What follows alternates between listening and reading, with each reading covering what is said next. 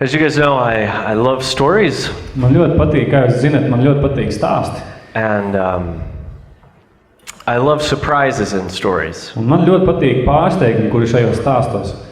For example, I love seeing when in stories someone you think is somebody actually turns out to be someone else, right? Piemēram, kādā stāstā kāds, par ko tu domā, ka viņš būs kaut kas tāds, bet beigās izrādās tas ir kaut kas cits, kāds cits. Pārsteigums. One of my favorite movies is Lord of the Rings, the first one. Man viena no mīļākām filmām ir Gradzena pavēlnieks, pirmā daļa. And in that, if you remember, Frodo and Sam are going off to destroy the ring. They're going to Rivendell. I never seen the movie. Tajā filmā kāds notikums, kāds cilvēks gribēja iet uzbrukt, ja? Iznīcināt vienu pilsētu, ja? No, they want to go destroy a ring. So these two viņi guys. gribēja iznīcināt vienu gredzenu. Yeah. Tajā filmā tur tāds stāsts ir. Because this ring represents evil. Un šis gredzens pārstāvēja, tā kā parādīja, ļaunumu. Tas bija pa ļaunumu. And as they're going, it's these two small guys. Un kad viņi gāja, tur bija divi tādi mazi vīriņi. And they're being chased by these black men on horseback. Un viņus vajāja šos divus vīrus un vajāja tādi vīri uz melniem zirgiem. And they're going to a place they've never been before. Un viņi devās uz tādu vietu, kur viņi nekad nebija bijuši. And they're afraid because they realize these men are coming to kill them. Un viņi bija ļoti nobijušies šie divi vīriņi, jo viņi apzinājās, ka viņus, tie melniem zirgiem vīri nāk viņus nogalināt. And along the way they meet this ranger. Un viņi satiek Ranger. Ranger. Kāds vīrs, kas it kā, es nezinu, latviešu valodā. Rangeris. Varētu būt. And policists? he's an unknown character. They're not exactly sure who is this person who seems to be helping us. Viņi nepazīst to cilvēku, kas viņiem palīdz, viņi nezina, kas viņš tāds īsti ir tajā stāstā. And they're trying to figure out, can we actually trust this guy or not? Un viņi tā kā mēģina savā starpā saprast, vai vispār var viņam paļauties uz šo rangeru. Because he lives out in the countryside. Ja viņš dzīvo tur, laukos, has no real home. Viņam nav īsti mājas. He's not dressed very nicely. Viņš nav tā labi saģērbies. He's not all clean and everything like that. Viņš arī nav tīrs. And they see this man who is trying to help them. Un šis šāds cilvēks viņiem cenšas palīdzēt.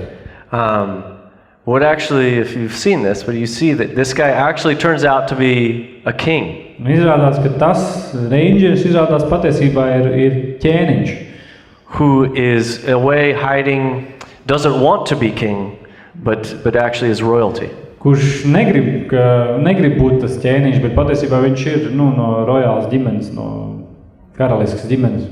And sometimes we see that in stories where there's a king that's actually hiding in normal clothing or somewhere we wouldn't expect. Ir tāds stāsts arī, kur ķēniņš tādi, slēpjās, viņi, negrib būt tādi, viņi slēpjās, vienkārši pārģērbās par normāliem cilvēkiem. As we come to Christmas, though, I think we really come to another great example of that. Un mēs, nākam pie Ziemassvētku stāsta, mēs arī šādu piemēru varam redzēt. The fact, I think it's really one of the most surprising things in all of history. Viena no tādām, starp citu, tā ir tāda viena no ļoti pārsteidzošām lietām no visas vēstures. That the God of the universe would choose to come to the earth as a human being. Ka šīs visas pasaules radītājs izvēlējās kļūt par cilvēku, nākt uz šo pasauli. And that he would come as a helpless baby. Un ka viņš nāk šai pasaulē kā tāds bezspēcīgs bērniņš. And almost no one notices the fact that that's happened. Un neviens, var teikt, tajā brīdī neapzinās, ka kaut kas tāds ir noticis. That's pretty surprising. Tas ir ļoti tā pārsteidzoši. So today I want us to look at a story that you guys have heard many, many times. Tāpēc mēs gribam par to stāstu apskatīties, ko jūs iespējams esat dzirdējuši ļoti daudz reizes. And we're going to talk about the wise men who come to see Jesus. Un šodien mēs runāsim par tiem gudriem vīriem, kas nāca redzēt Jēzu, skatīties Jēzu. And so I encourage you to look at this story hopefully with new eyes and as if you've never read this story before. Un es gribētu, ka tu šodien paskaties uz šo stāstu ar jaunu skatījumu. Tā it kā tu to nekad nebūtu redzējis un dzirdējis. And ask, what are the questions that you have, or what do you see when you read this story? Un uzdodat tādu jautājumu, kas tad ir tas, ko jūs redzat, un kādu jautājums rodās par šo, ka jūs skatīsieties uz šo stāstu. So we're going to read in Matthew chapter 2. Mateja evaņģēlijas 2. nodaļa. Starting in verse 1 through 19. No 1. līdz 19. pantam. Tad Mateja evaņģēlijas 2. nodaļa, no 1. līdz 19. pantam. Kad Jēzus bija piedzimis Bētlemē, Jūdas ķēniņa Heroda laikā, redzi, gudri vīri no austrumu zemes atnāca uz Jeruzalemi un sacīja: Kur ir jaunpiedzimušais Jūda ķēniņš? Jo mēs viņa zvaigzni redzējām austrumu zemē un atnācām viņu pielūgt. Kad ķēniņš Herods to dzirdēja, tad viņš izbijās un visa Jeruzalem līdz ar viņu. Un saicinājis visus tautas augstos priesterus un rakstu mācītājus, viņš izzināja no tiem, kur Kristum būs piedzimti. Un tie viņam sacīja Bētlemē, Jūdas zemē, jo tā raksta pravietis. Un tu, Bētleme, Jūdas zeme, tu nebūtu neesi mazākā starp Jūdas cilts kungiem, jo no tevis nāks valdnieks, kas ganīs manu Izraēlu tautu. Tad Herods paslepens aicināja gudros, sīki izjautāja tiem par zvaigznes atspīdēšanas laiku, un viņš tos sūtīja uz Bētlemi un sacīja: Ejiet un ievāciet rūpīgi ziņas par to bērnu, un kad jūs viņu atradīsiet, tad paziņojiet to man, kā arī es aizēju viņu pielūdzi. To no ķēniņa dzirdējuši tie aizgāja, redzi zvaigzni, ko tie bija redzējuši austrumu zemē, gāja tiem pa priekšu un nostājās pār namu, kurā bija bērns. Un zvaigzni ieraudzījuši tie priecājās ar varenu lielu prieku. Un namā iegājuši tie ieraudzīja bērnu līdz ar Mariju, viņa māti, un tie nometās ceļos un viņu pielūdzi. Tad tie atvēra savus mantas un dāvāja viņam zelta, vīrāku un mīras. Un sapnī saņēmuši norādījumu pie Heroda neatgriezties, tie aizgāja pa citu ceļu uz savu zemi. Bet, kad tie bija aizgājuši, redzi, tā kunga eņģelis parādījis Jāzepam sapnī un sacīja: Celies, ņem bērnu, viņa māti un beidz uz Ēģiptu, un paliec tur, kamēr es tev to teikšu, jo Herods meklē bērnu nokaut. Tad viņš cēlās, ņēma bērnu un viņa māti naktī un bēga uz Ēģipti, un palika tur līdz Heroda nāvē, lai piepildītos tā kunga vārds, runāts ar praviešu muti: No Ēģiptes es savu dēlu esmu aicinājis. Kad Herods redzēja, ka gudrie viņu piekrāpuši, tad viņš ļoti apskaitās, aizsūtīja un lika apkaut visus bērnus Bētlemē un visā viņas apkārtnē 2 gadi vecus un jaunākus pēc tā laika, ko viņš no gudriem bija izzinājis. Tad piepildies pravieša Jeremijas runātie vārdi: Brēkšana bija dzirdama Rāmā, daudz raudu un vaimanu. Rahēla apraud savus bērnus un nav iepriecinām, jo viņu vairs nav. Kad Herods bija miris, redzi, tā kunga eņģelis parādījis sapnī Jāzepam Eģiptē un sacīja: Celies, ņem bērnu, viņa māti un ej uz Izraēla zemi, jo tie ir miruši, kas tīkoja pēc bērnu dzīvības. So in this story, there's again, we've heard this story many times, right? Un šo stāstu mēs esam dzirdējuši daudz reizes, ne? And we see Jesus is born in Bethlehem. Mēs redzam, ka Jēzus ir piedzimis Bētlemē. This is about 10 kilometers or so away from Jerusalem. Un tas ir kāds 10 kilometrus prom no attālumā no Jeruzalemes. So not very far. Tas nav ļoti tālu. And in Jerusalem, we see that there's a king named Herod. Un Jeruzalemē ir ķēniņš, ko sauc par Herodu.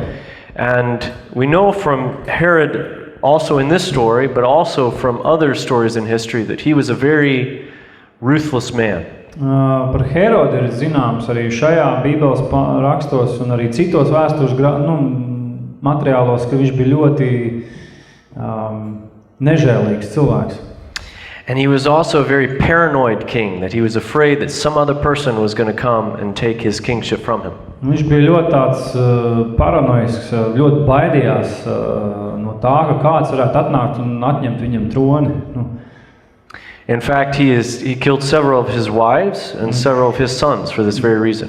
Lai no tā izvairītos, viņš pat nogalināja kāds no viņa sievām un arī no saviem bērniem viņš nogalināja, lai no tā izvairītos. Kāds ieņemt viņa vietu. So he was, we see that he was very protective of his kingship. Viņš ļoti centās aizsargāt savu to vietu, kur viņš bija, kas viņš bija. And then we see these wise men coming. Un tad mēs redzam un lasam, kad ierodās šie gudrie vīri. We don't know if there was 3. There could have been anywhere from 2 to, 20, 30. Nav pateiks, cik tur 3 vai nezinu, tur var būt no kādiem 2 līdz 20 varbūt. And they've come a long, long way. Un viņi ir atnākuši no ļoti tālas zemes. They're most likely from Persia, which is the capital of Persia is about 1,000 kilometers away from Jerusalem. Un visticamāk, ka viņi varētu būt, ka viņi no Persijas, un tā Persijas galvaspilsēta ir aptuveni 1000 kilometrus no Jeruzalemes attālumā. And so we don't also know if they came on camels or not, but they've come on a journey that's taken them probably about 3 months. Nav pateikts, vai ieradušies uz kamieļiem vai uz kā, bet, iespējams, kā 3 mēneši pagāja viņiem ceļā, lai tiktu līdz Jeruzalemē. So this wasn't a simple, let's go a day or 2 and come back. Tas nav tāds vienkārši ceļojums, ko viņi ceļoja, kāds 2 dienas aiziesim un būsim apakaļ. And these men would have been traveling with a lot of different people with them. Un šie vīri un daudz citu ar viņiem kopā ceļoja. And so they arrive and they ask, where is the one who is to be born king of the Jews? Viņi ierodās pie Heroda, viņi prasa, meklē, kur ir tas, kurš ir piedzimis un kurš būs jūdu ķēniņš. And we have seen his star in the east. Mēs austrumos redzējām viņa zvaigzni, viņi saka. The question I have is, how in the world did they know from seeing a star that there was a baby born? Jā, man tāds jautājums reiz radās, kā viņi varēja saprast, redzot kādu zvaigzni, ka kaut kur ir kāds bērniņš piedzimis. Kā tas varēja būt? But whether there is a prophecy in Numbers that talks about a star being born, star with the Messiah coming together. Un 4. Mūzes grāmatā ir tāds pravietojums, ka būs zvaigzne, kas liecinās, ka ir piedzimis ķēniņš, valdnieks. And whether it's because of they knew that, or whether they had a different prophecy that we don't have today, that they knew when they saw that star that there was a king born. Vai tas bija tas pravietojums, kas viņiem bija nodots, viņi zināja to, vai kāds cits pravietojums, kas nav pierakstīts, bet viņi zināja, ka tā zvaigzne būs, tad tas liecinās par jūdu ķēniņu piedzimšanu. And it appears that this star, we don't know what this star was, but it appears this star appeared and then it disappeared. As they're on their journey, they probably didn't see that star the whole time. Viņiem tā zvaigzne bija parādījusies, tas, ko var secināt, ka viņa bija parādījusies, bet viņa bija arī pazudusi. Viņa nebija visu laiku ar viņiem šī zvaigzne. So they come to Jerusalem, and then Herod, it says, Herod and all the city is troubled. Un Herods un visa pilsēta ir rakstīta, kad ir satraukusies pēc tā, ko viņi dzird. It's pretty clear why Herod was troubled, right? Piemēram, par to, kāpēc Herods bija uztraucies, tas ir skaidrs. He did not want any king. Viņš nevēlējās, lai kāds cits ķēniņš And you imagine ieņemt viņa vietu. Herod hearing, wait a minute, I have not had a child any time, recently? What do you mean there was a king just born? Jā, un viņš domā pie sevis, man nav piedzimis neviens bērns manā ģimenē no manis. Ko tu ar to domā, ka ir piedzimis ķēniņš kaut kur? Viņš tā kā uzdod tādu jautājumu. And it says that all Jerusalem was troubled with him. Un visa Jeruzaleme ir rakstīta, ka viņi bija uztraukusies kopā ar ķēniņu. Maybe this is because there was just a big group of people from a very strange land coming to their city. Iespējams, tas ir tāpēc, ka tajā tie gudrie bija ļoti liels skaits cilvēkiem, atnākus uz to pilsētu. And they're not from Rome, which would make more sense. Viņi nebija ieradušies no Romas, kas tad vairāk tā kā būtu skaidrība tajā visā, bet and maybe they're afraid if Herod finds this out, like Herod's not going to be happy with this, right? Everyone knows this. Un viss iespējams, ka zina to, ka ja Herods kaut ko tādu uzzinās par šo ķēniņu piedzimšanu, tad viņš noteikti nebūs priecīgs, tā kā visi par to iespējams uztraucās.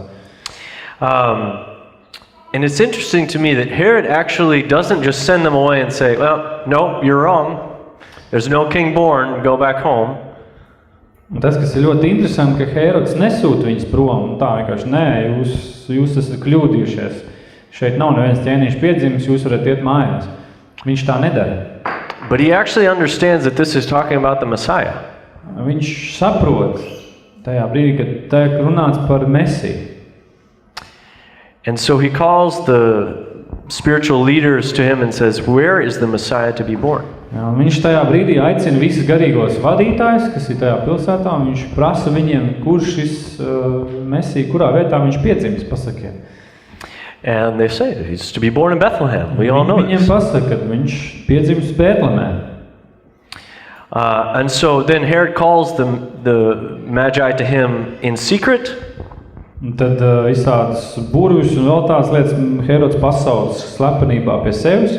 And he says, okay, he's to be born in Bethlehem, and go and find him, and come back and tell me where he is, because I also want to worship him. Nē, nu Herods paslepens aicināja gudros, tad sīk izjautāja tiem par zvaigznes saspīdēšanas laiku, viņš tā kā izprašņāja viņus vairāk. And I think he does this in secret because if he knows if other people hear, they will quickly know that he doesn't want to go and worship them, this baby. He actually will want to go kill this baby.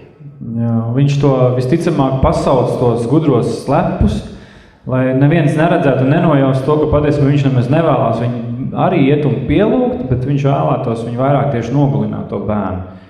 Because everyone else knows how jealous he is for his kingship. Jo visi apkārt viņam cilvēki Herodam zina to, cik viņš ļoti ir gan greizsirdīgs, gan cik ļoti viņš sargās savu posteni, kur viņš ir. But these Magi, they don't know who Herod is. Bet šie gudrie, viņi nezin, kas tāds Herods ir. And so they go to Bethlehem. Yeah, they go to Bethlehem and they see the star again. Un viņi iet uz Bētlem, viņi redz atkal šo zvaigzni.